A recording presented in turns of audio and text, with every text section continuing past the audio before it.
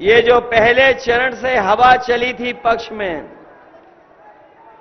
उसने भारतीय जनता पार्टी को पलट दिया।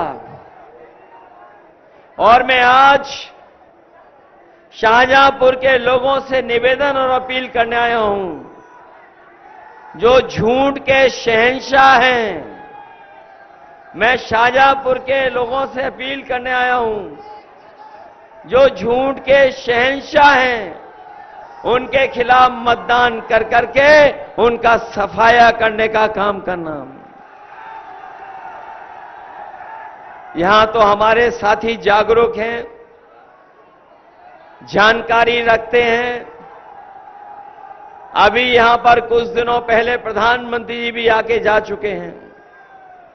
बीजेपी के बड़े बड़े नेता आए होंगे, लखनऊ वाले भी आने वाले होंगे।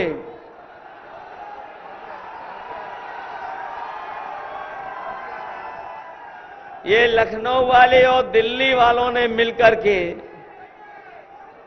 जो झूठी बातें की हैं, जो झूठे आपको वादे किए हैं, उनका हिसाब किताब करने का समय आ गया है। और पिछले 10 साल का हिसाब किताब निकालें तो इन भारतीय जनता पार्टी के लोगों की हर बात झूठी निकली, इनका हर वादा झूठा निकला। ये वही लोग हैं भारतीय जनता पार्टी के, जिन्होंने किसानों से कहा कि आपकी आय 2 गुनी हो जाएगी। बताओ, हमारे किसान भाई बैठे होंगे, यहां पर किसान भाइयों के परिवार के लोग हैं। अगर किसी भी फसल की ये सरकार कीमत दिलवा पाई हो, और अगर हम लागत के हिसाब से हिसाब किताब लगाएंगे, तो ना ये सरकार हमें लाभकारी मूल्य दे पाई है, और किसी भी किसान का आय 2 गुनी नहीं कर पाई है। अगर किसी भी किसान की आय 2 गुनी हो गई हो तो बताइए, ना आय 2 गुनी हुई। और जब हमारा किसान अपने हक की लड़ाई लड़ने दिल्ली गया, तो आपको पता होगा इन बीजेपी वालों ने न जाने कितना अन्याय किया है उनके ऊपर। हमारे यहां सिख भाई बैठे हैं, किसान भाई बैठे होंगे, उन्हें याद होगा जब काला कानून, जब 3 काले कानून इन्होंने लोकसभा से पास करने का काम किया था। उस समय न केवल उत्तर प्रदेश बल्कि देश के किसान धरने पर बैठ गए थे, और किसानों ने धरने पर देकर के उन्होंने मांग की थी कि तीनों काले कानून वापस हो जाएं और उन्हें एमएसपी का कानूनी अधिकार मिल जाए। इन्होंने, बीजेपी के लोगों ने आंदोलन को खत्म करने के लिए पूरा का पुलिस प्रशासन लगा दिया, आरसीसी की दीवारें लगवाई, सड़कों पर कीलें लगवा दी थी। कोई भी अगर ट्रैक्टर में भी अगर डीजल भरवाने जाता था तो उसे ट्रैक्टर के लिए डीजल नहीं मिलता था। सड़कें रोक दी गई थीं। लेकिन हम अपने किसानों को बधाई देना चाहते हैं, सरकार और प्रशासन ने कितनी भी रुकावट पैदा की होगी, लेकिन किसान दिल्ली जाकर के बैठ गया।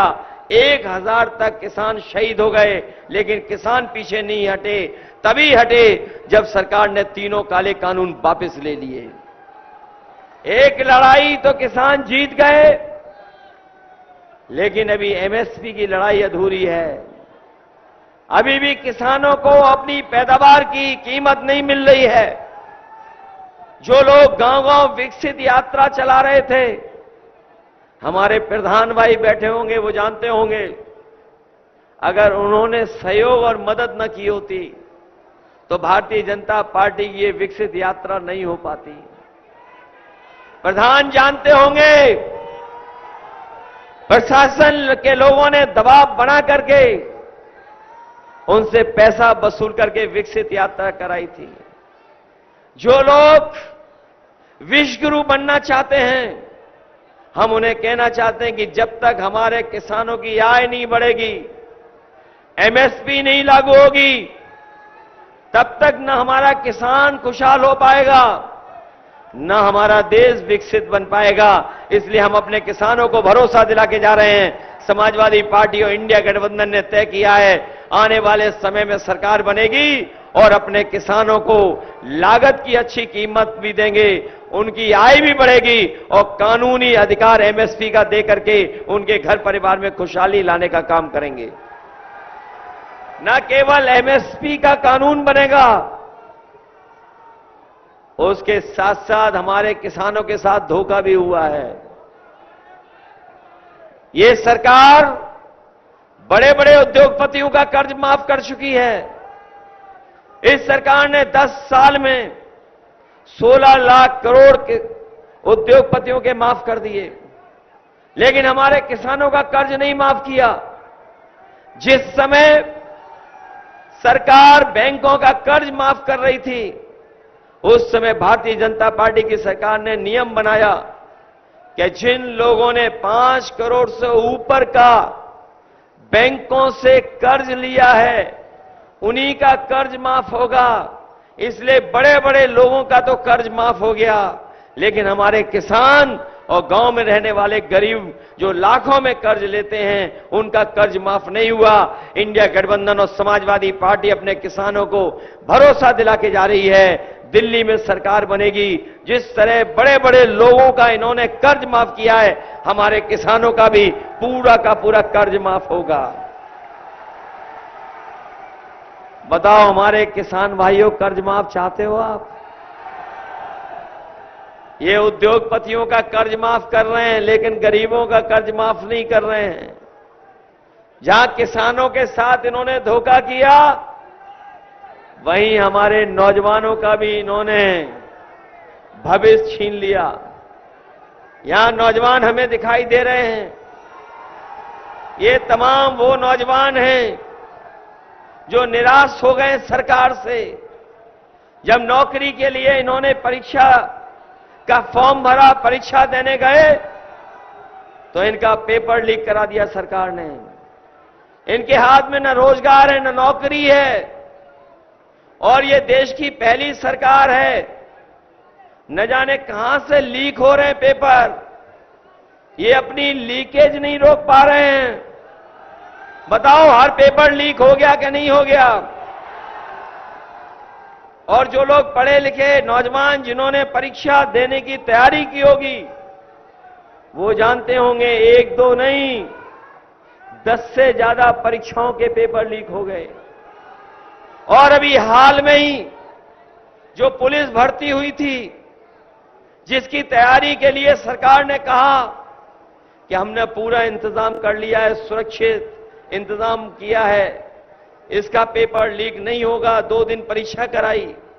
हमारे नौजवानों को भरोसा था कि इस बार तो कम से कम पुलिस की नौकरी मिल जाएगी।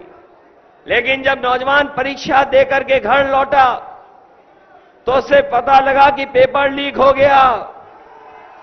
सब नौजवान निराश हो गया और अंततः सरकार को अपनी परीक्षा रद्द करनी पड़ी।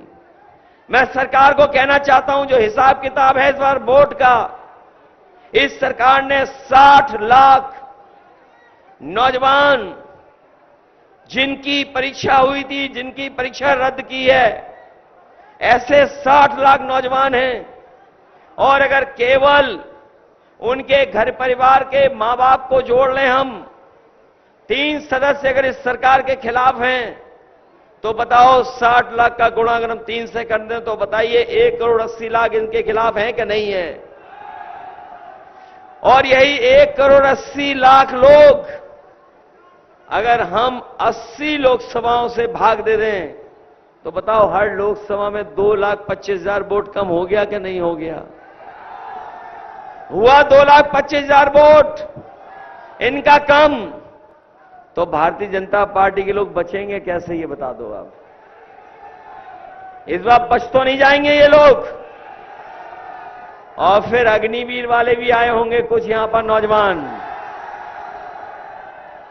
ये अग्निवीर जो व्यवस्था लागू की है सरकार ने, आधी अधूरी और 4 साल की नौकरी, ये जो 4 साल की नौकरी देना चाहते हैं, और उसके बाद घर में बैठा देंगे, खेत पे घूमने को मौका, खेत पे पहुंचा देंगे आपको।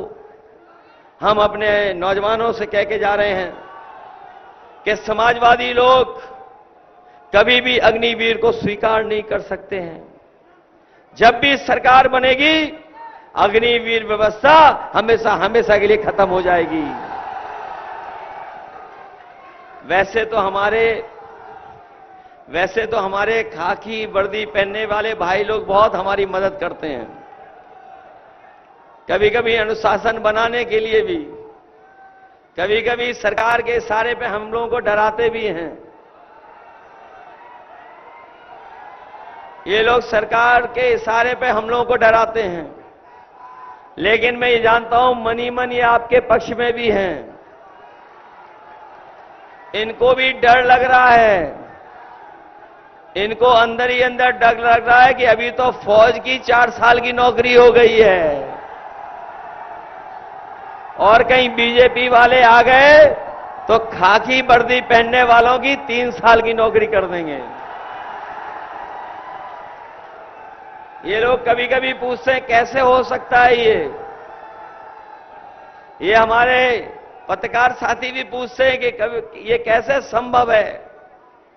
तो मैंने इनसे पूछा, ये बताओ क्या आपको पता था कि हवाई अड्डे बेच दिए जाएंगे? क्या आपको पता था बंदरगाह बेच दिए जाएंगे? क्या आपको पता था LIC बेच दी जाएगी? क्या आपको पता था कि बैंकें बिक जाएंगी?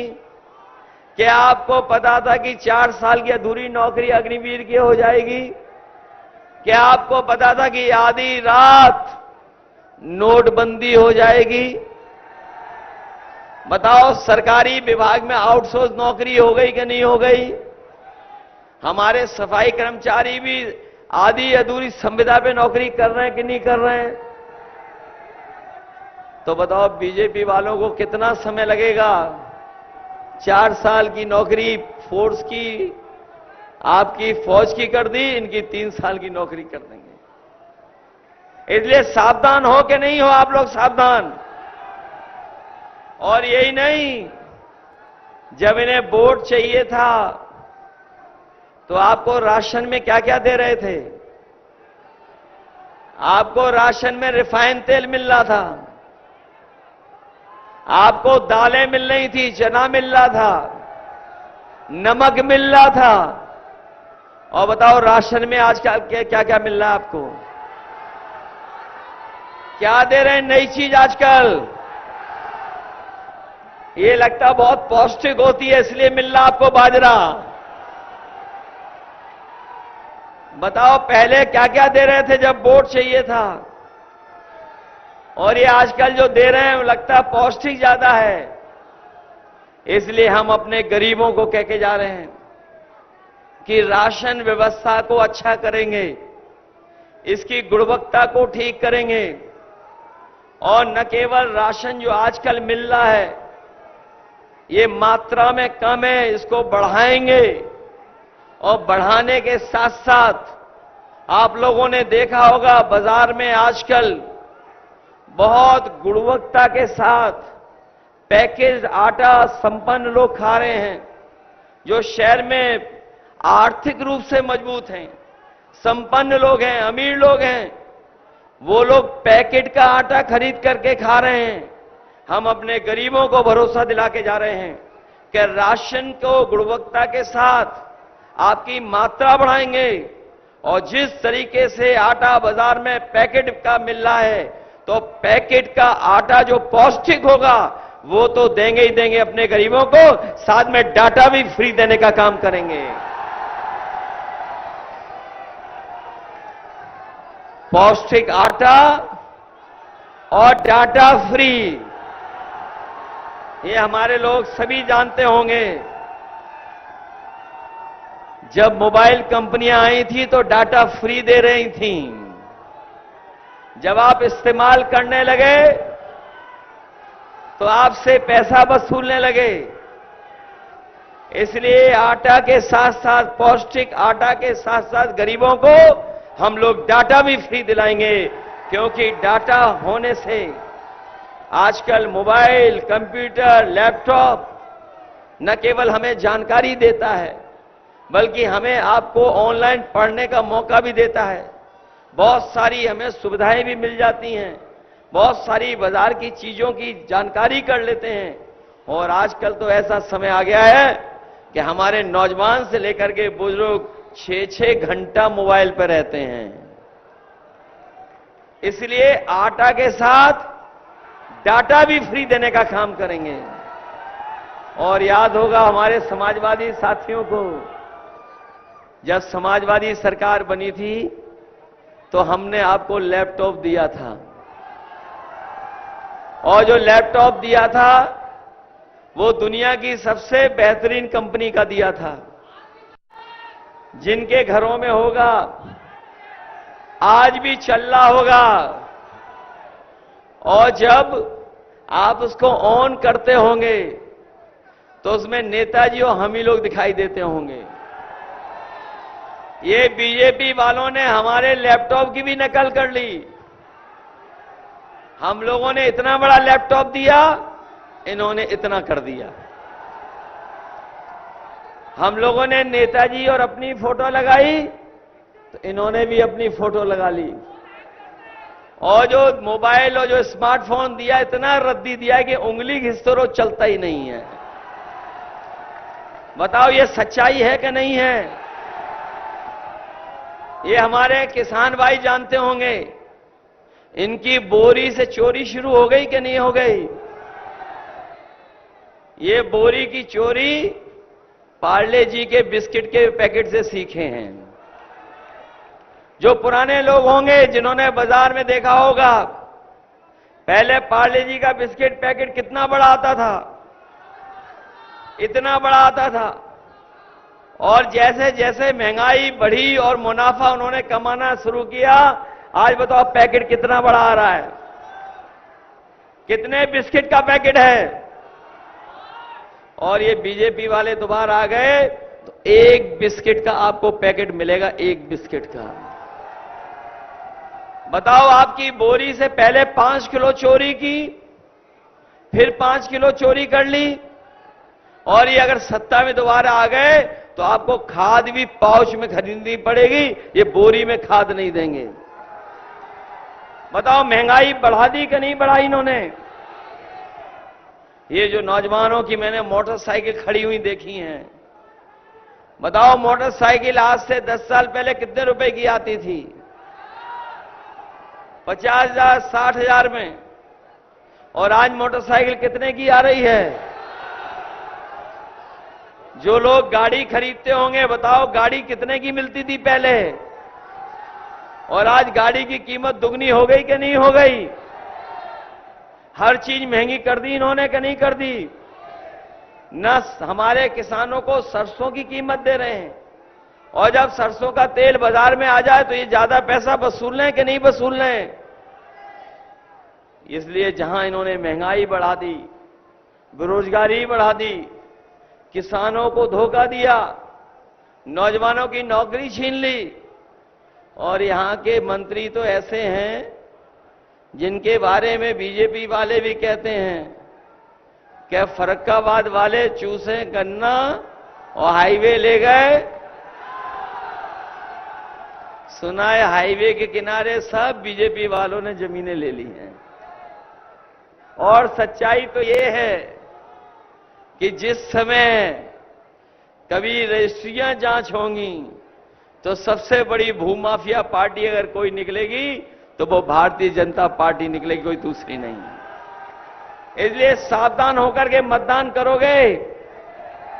ये चुनाव केवल हमारा आपका नहीं है, ये चुनाव हमारे आपके साथ साथ हमारे आने वाली पीढ़ी का भी चुनाव है। ये चुनाव जहां संविधान बचाने का है, जिस तरीके से कभी समुद्र मंथन हुआ था, उसी तरीके से ये चुनाव 2024 का संविधान मंथन का चुनाव है। एक तरफ वो लोग जो संविधान को बदलना चाहते हैं, और दूसरी तरफ हम लोग हैं जो संविधान को बदलेंगे, हम उनको बदल देंगे। एक तरफ संविधान के भक्षक लोग हैं, और दूसरी तरफ यहां जो बैठे मैदान में वो सब लोग संविधान की रक्षा करने वाले लोग हैं। बताओ संविधान बचाओगे कि नहीं बचाओगे? ये लोग जो संविधान और आरक्षण के बारे में कह रहे हैं, जो लोग नारा दे रहे थे 400 पार, बताओ उनकी भाषा बदल गई कि नहीं बदल गई? कभी कभी कहावतें होती हैं कि कुछ याद आने लगता है, उनको दूसरी चीजें याद आने लगी कि नहीं याद आने लगी? ये संविधान बचाने का चुनाव भी है, और संविधान को बचाने के साथ साथ हमें मिले हुए जो अधिकार बाबा साहब भीमराव अम्बेडकर जी ने दिए हैं, उन अधिकारों को भी बचाने का चुनाव है।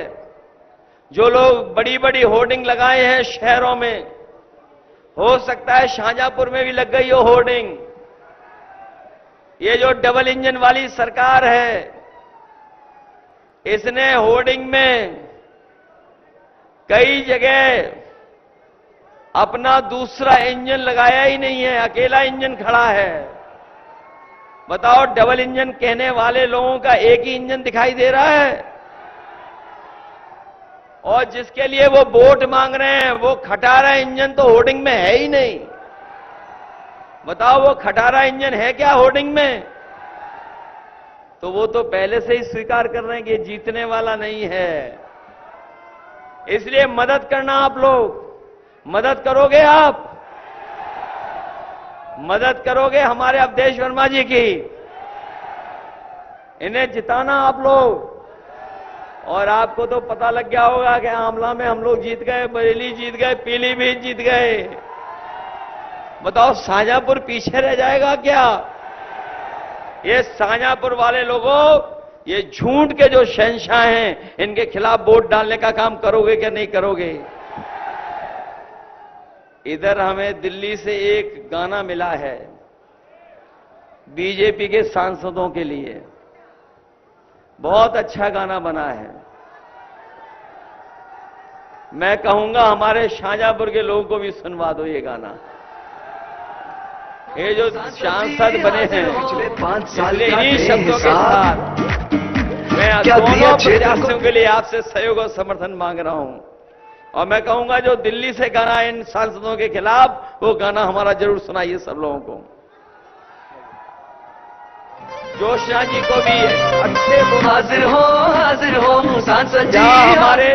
जहां हमारे अवधेश वर्मा जी के पक्ष में आपसे मैंने वोट मांगे हैं, वहीं ज्योत्सना कश्यप जी के लिए भी वोट मांगने के लिए आपसे मैं अपील कर रहा हूं, इनको जिताना। बताओ पीडीए एनडीए को हराएगा कि नहीं हराएगा? ये लोग जो परिवारवादी लोग हैं, परिवारवाद कह रहे हैं, वो हमारे पीडीए परिवार से घबराए हुए हैं। बताओ पीडीए परिवार से घबराए कि नहीं घबराए हैं? पीडीए का मतलब पिछड़े दलित अल्पसंख्यक मुसलमान भाई, पिछड़े दलित अल्पसंख्यक हमारे सिख भाई, पिछड़े दलित अगड़े जो पीड़ित अगड़े हैं, पीड़ित दुखी अगड़े भी पीडीए में हैं, और पीडीए में हमारी आधी आबादी भी है।